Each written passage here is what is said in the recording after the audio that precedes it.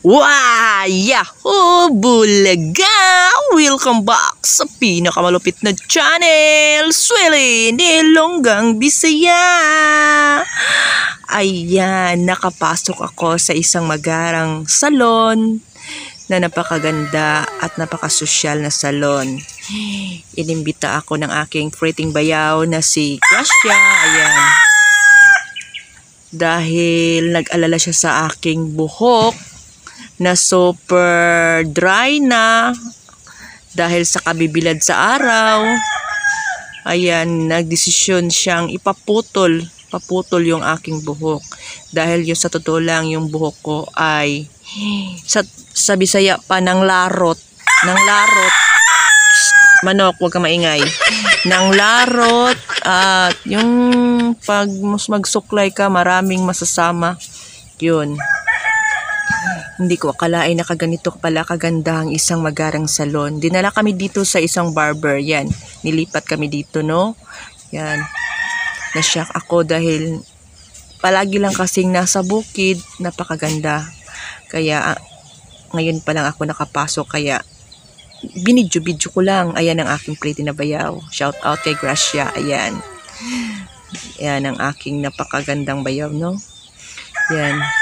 Yung mga nagbabantayan. Oh, ayan, nang si Gracia. Yan, nagpa-cute-cute na muna si Swilin dahil nagbidyo-bidyo ako dahil ang saya-saya ko. Lagi lang kasing nasa bukid. Dito, minsan lang nakapasok sa ganitong mga salon. Siguro, mga taon-taon. Psst, manok, huwag kang maingay. Nag-storytelling si Swilin. Ang ingay-ingay mo. Yan, pinagdesisyonan namin ng aking bayaw. Tinulungan niya ako na ipagupit tong buhok ko. Siya ang naglibre sa akin. 200 lang naman ang bayad dito, pero social na. Sa isang 200 mo, hindi li ka magmahay ba sa imong 200, no? Kay barato ra. Nya, imuhang sudlan na salon is napakasosyal. Tingnan mo, oh. With aircon pa yan. Ayan. Ang ganda ng kanilang salon. Napakalinis na kanilang salon. Ayan. Tapos, bago ka gupitin, isa-shampoo muna yung buhok mo. Ayan, yung nag-shampoo sa akin. Oh. Tingnan nyo ang buhok ko. Ay, tingnan nyo ang mukha ko. Buhok pala. Yung mukha ko, nagpa-cute-cute sa Swilin dahil first time na nangyari sa kanyang buhay na mayroong nag-shampoo na ibang tao. Ayan. No?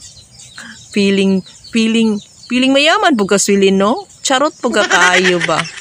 Mura po kagtrong, naglingkod-lingkod din na. Oh, ayan na, sinimulan na ni Clint. Siya si Clint, yung nagupit ng buhok ko. Tinanggal niya lahat ng mga patay na buhok. Yung nung ano kasi sobra ng nipis ba yung manipis na yung buhok ba, yung ano ba yun sa Tagalog, basta nipis na siya. Yan, hindi na siya makapal, nakita na yung bagol-bagol ko, kaya kitinanggal na yun ni Clint. Binuhay niya muli ang aking mahiwagang buhok. Ayan, para siya, ang tawag daw sa gupit na yan is pixie cut with undercut. Yan, charot. Si Swilin lang naghimo-himo sa gawa-gawa sa pangalan ng kanyang gupit, no? Ayan, napaka-talented ni Clint. Oy, wag ka maingay, manok. Napaka-talented ni Clint dahil ginawa niya talaga ng paraan. Napaka magaling niya. Hindi ka maiilang sa kanya dahil sinusolusyonan niya ang problema ng aking buhok.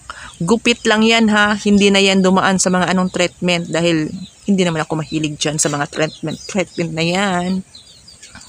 Sayang yung buhok ko, kaso kailangan talaga gupitin dahil sirang-sira na sa kakabilad ng araw. At siguro nasira na rin dahil siguro hindi ko masyadong inilagaan yung aking mahiwagang buhok. Kaya ganun ang nangyari, nang larot siya.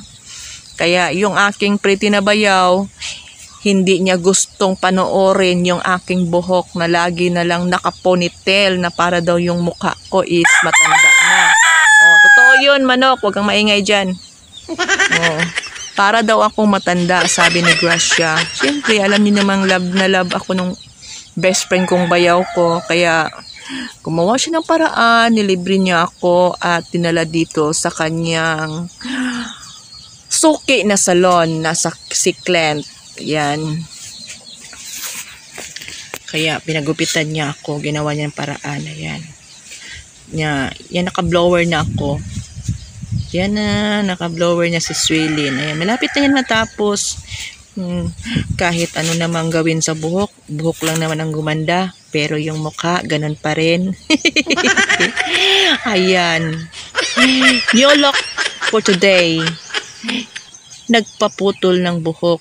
Kaya dahil nagmahal na saktan, nagpaputol ng buhok si Swilin. Ipapakita ko lang sa'yo ang mukha ng before.